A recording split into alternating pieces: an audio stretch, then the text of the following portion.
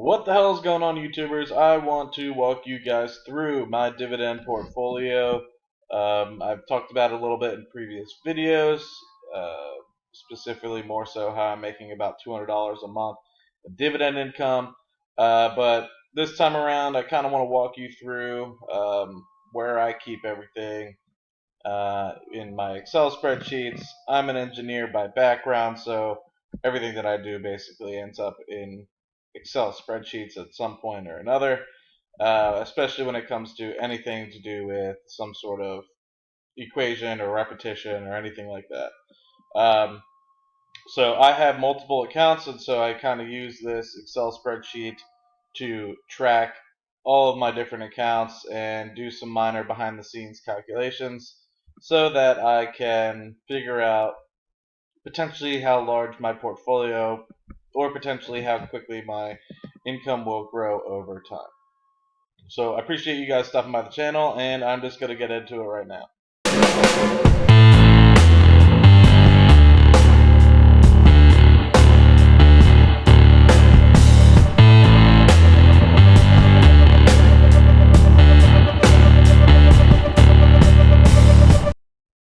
So, first and foremost, I think I might have touched this before in previous videos, but my account is really separated into three or four, maybe five different items. Two of which come from my Fidelity account, my relationship with Fidelity. Actually, three of them come with my relationship with Fidelity. One comes with the relationship with computershares, and then the last one comes from Share Owner Online Services, which is owned by Wells Fargo.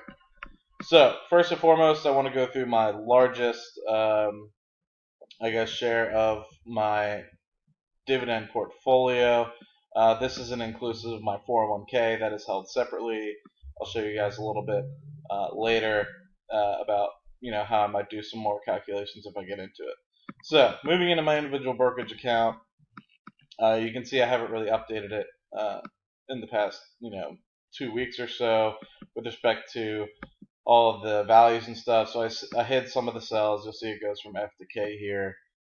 That's just talking about share price and stuff like that, which isn't necessarily important for what I want to show you guys. What I do want to show you guys is the amount of dividends that I am getting approximately, every couple months or so, depending on what company it is. So you'll see not everything I have in my individual brokerage account pays dividends, specifically Chesapeake. I didn't buy Chesapeake at the best time, which is why I have a negative loss of $56, but I think it'll be great long term. But that's a different story for a different day. So basically going through it, I have investments in consumer staples, real estate investment trusts, pipelines, and different partnerships as well as a business development company and some energy companies and drillers, as well as your train, one little small investment in tech, and financial company. So first and foremost, I think the majority of my portfolio as of late has been directed towards real estate investment trusts.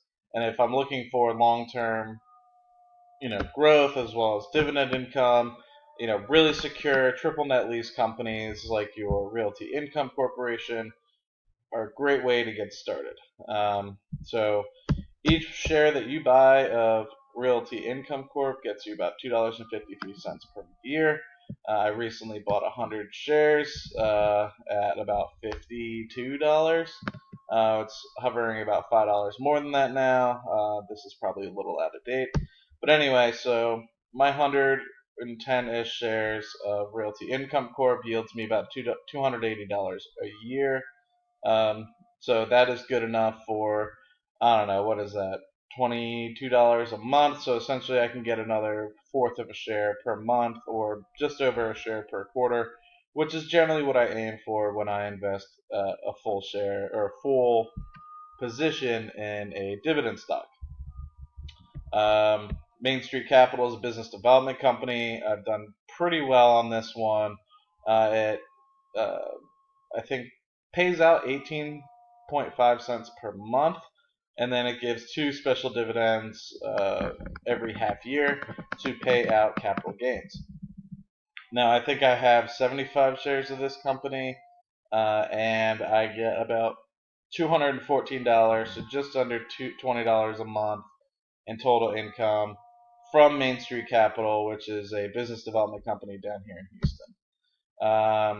Initiated a position in Phillips 66 back in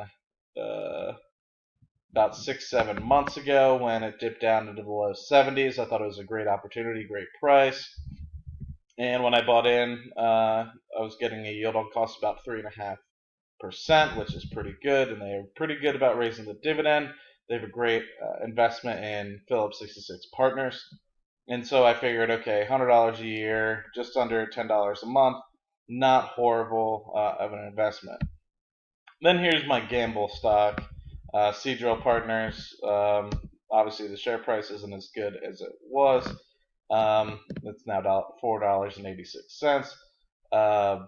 When I recorded this, now it's down into $3, but this is my gamble stock. I'm actually, back when it was $4.86, I was actually up. I started buying at $9.50, but I've cost averaged myself down. And with my reinvested dividends, I have essentially almost broken even. Now I'm back down, 30% loss or so because of bankruptcy scares. But who knows? It could pull out, it could not. But regardless, I'm getting just under $20 a month paid quarterly. And essentially will buy me more and more shares. I think I get about 10 to 11 shares per quarter in dividend reinvestment. As long as the dividend keeps coming in at 10 cents per quarter per share. They could cut it though, and I wouldn't be surprised if they did. Stag Industrial, another phenomenal company. Starwood Property Trust is a mortgage real estate company. Both of these combined get me just over $20 a month. Suncor Energy, which is a Canadian oil sands and refiner in Canada. Great company. The only issue with this one is that I have to pay foreign dividend tax, which I think they take off 15%. So I get paid. They automatically take off 15%, as well as me having to pay the capital gains and dividend income tax on top of that. Skyworks Solutions was my tech play. As you guys are probably aware, it shot up a couple 100% back from 2012 to 2014. I invested near the high and got in, like I said, $95, $94. It is now back at around there, but it also has high dividend growth. I think when I first started investing in Skyworks Solutions, it was about 12 cents per quarter. Now it's up to 28 cents per quarter, and they are continuing to grow earnings per share pretty quickly, and they have a very small payout ratio. Union Pacific I've held for quite some time. I've actually accumulated a couple shares worth. I have a pretty small position of only $1,800, but that yields me $41 or $3 a month or so. Wells Fargo is probably one of my bigger holdings of $6,600, which is just over 110 shares, I think. This gets me just over $10 a month, and this is something I probably won't ever sell. I will probably continue to add as I see fit. Now, moving to my individual retirement account, this is where I should have a lot of my dividend stocks. Unfortunate for me, I have entered a tax bracket, or have entered an income bracket where I've had to sell off some things recently and try to maneuver around to not break any income laws or backdoor laws or anything like that. But getting onto it, I bought BHP Billiton. I started buying when it started dipping into the 40s, 30s, 20s, and I eventually got to the point where I had 200 shares or so. And just recently, BHP Billiton moved to a 40% payout ratio rather than a consistent target dividend like they had every year. So they pay semi-annually, and this time around they paid about 80 cents. So had I kept my other 200 shares, which I basically broke even on, I would be making about $360 a month, which would have been or $360 a year, which would have been $15 per month. Or no, I'm sorry, $30 a month. But instead, I sold half, and I let the other half ride, which I'm now up 60% on. But the prices dipped a little bit, so this is probably down to the 40% return range rather than that. But I think BHP will be a company I hold forever. So Disney, another great dividend stock, has a large investment in ESPN, which some of you may or may not know. That's where half their revenue comes from. Some people are afraid with cord cutting, refuse to, or are afraid that Disney is going to do horrible. But Disney has recently acquired Lucasfilm, which is previously done a lot of the Star Wars movies since the late 70s. They also have acquired Marvel over the past coming years. So they continue to come out with great material, great movies, and have a whole franchise set up around Star Wars, which you guys saw recently with the non-typical Star Wars series, but a side series called Rogue One last December. First Solar is kind of my gamble stock. I have about $4,000, so 100 or so, maybe 150 shares of First Solar. Currently doesn't yield anything, but I'm anticipating it's one of the best solar stocks that are out right now. Have great cash. They're going through a transition period here in 2017, and I'm hoping that they come out on top in the near future and will eventually start paying dividends as the company continues to grow and grow. GE is one of my longtime holdings. First holding that I ever had more than 100 shares of, and I kind of have stopped buying because the prices run up a little bit, and they're currently holding off on any dividend increases. They actually just raised it a penny, but in the near term, I assume that they will start getting back to dividend increases. Make just under $10 a month on this one, maybe closer to $8.50 a month from that. Icon Enterprises is my investment in Carl Icahn. I won't get too much into that. So those two combined, if you just look at those two, I make approximately $1,800, just under $1,900, just from both of those accounts, and that is a combined about $51,000. So if you do the yield on that one, it's about 3.5%, if I do my math correctly. So not too horrible of dividend income. And like I said, some of these, like First Solar, don't pay dividends, and South 32 pays a minor dividend. And then also my Chesapeake does not pay a dividend. And some of them have potential to cut the dividend, like Seadrill Partners. So that's, something I'm taking into an account. I plan on holding Chesapeake for quite some time. I don't plan on selling that. That's kind of one of my gamble stocks. But then I have my stocks that are more, long term, like my Hershey, my Icon Enterprises, my Kinder Morgan, which I plan on holding for quite some time. Not just because I'm down on them, but just because I think they'll be worth more in the future. Then I have my smaller account, which is my computershares account. Let me scroll up here a little bit. Which consists of a pharmaceutical, 2 investments in Philip Morris and Altria Group, Aqua America, Dr. Pepper Snapple, Philip Morris already said, Verizon, and Waste Management. That $8,000 investment gets me $286 a year, which is a yield on cost for me, about 4.5%. But dividend yield is approximately $3 or 3.5%. Then I have my shareholder services, which is really small account. Don't pay attention to this return. I think that's wrong. I lost the sign-in information, so I'm not entirely sure what these are up to, but it's really small comparatively to everything. So the share value package is something I get through work.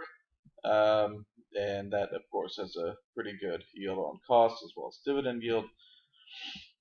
So I guess it's moving through, comparing it to my 401k. So that inclusive of that gets me to about 134,000. But of course, I don't really see how much dividends I get through my 401k. And so if you take all that, I get about $2,400-ish in dividend income from about 67 or almost $68,000 portfolio. So let's just double check what the total value that I get from all my dividends combined. I forget what it is, so let's just double check here. There's 2,100. There's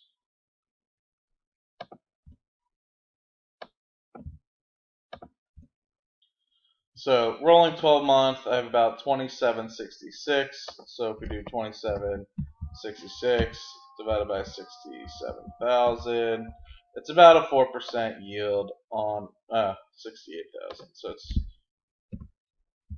2750 divided by 68,000. So it's just under 4 or just over 4%, which isn't horrible. But like I said, some of these investments don't give any dividends whatsoever. So like my First Solar, my BHP, and then I also have some cash along here as well. So not everything in here gives a dividend, but the majority of companies do. So what I generally do after that is just assume a small amount of growth and dividend reinvestment as well. And you can see if I were to run this out for 35 years, how many shares of the company I would have. And then also, if you kept the share price constant, what the total value of it would be. Of course, this could be overly stated, in the case of some of these stocks, might not necessarily change all too much. Actually, this is from when Chesapeake had a dividend.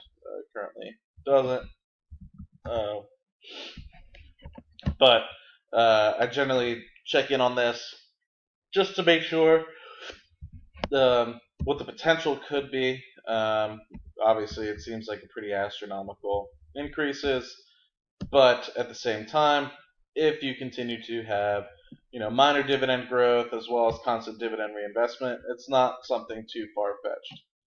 So if you think about it, if you continue to invest, then you have 100 shares or so of, let's say, Stag Industrial. After a year, you have 107 shares. After the next year, you have 114 and a half shares. And if you continue to increase your dividend through time, this will continue to grow as well. And your dividends will pay more dividends on top of each other, compounding, just like we've heard from other people. Same thing with BHP. These are probably, I used to do this like without any dividend growth whatsoever. But then you also have to keep in mind that this doesn't take into account inflation or anything along those lines. It's just a real simple calculation. I take this with a lot of grain of salt, basically just because, dividends could get cut tomorrow in the case of like what I have for Seadrill Limited Partners. So 4% on a total portfolio. I generally look to add and attain probably a dividend increase per year of about 20%. So if you were to do that, I started off the year with around 2,750, and let's just say we take it out. So I plan on increasing my dividends just in this portfolio, not inclusive of my 401k, by at least $550. Currently, my previous in the past couple of years, obviously the first year I did dividend investing. the year-over-year growth was astronomical, like 31,000, but that was because I barely made anything the year before. And you can see that in some of my other videos as well. But and with respect to this one, I'm aiming for 20%. If I can attain 20% dividend increase per year, I will be more than fine. But of course, in my younger years, I plan on getting 30, 40%. I'm really looking forward to that. But then again, the larger my account gets, the harder and harder that's going to be. But I will have compounding interest on my side. So I appreciate you guys stopping by the channel. I would really love to hear what type of investments you guys have, what type of stocks that you or other investment vehicles that you guys use in order to get your passive income. Would love to hear what type of companies have worked well for you, what you think I might have that's overvalued. And I look forward to reading your comments down below. Feel free to like and subscribe if you haven't already done so to the channel, and I will keep you guys posted in the coming months. Alright, thanks guys. I'll talk to you guys soon.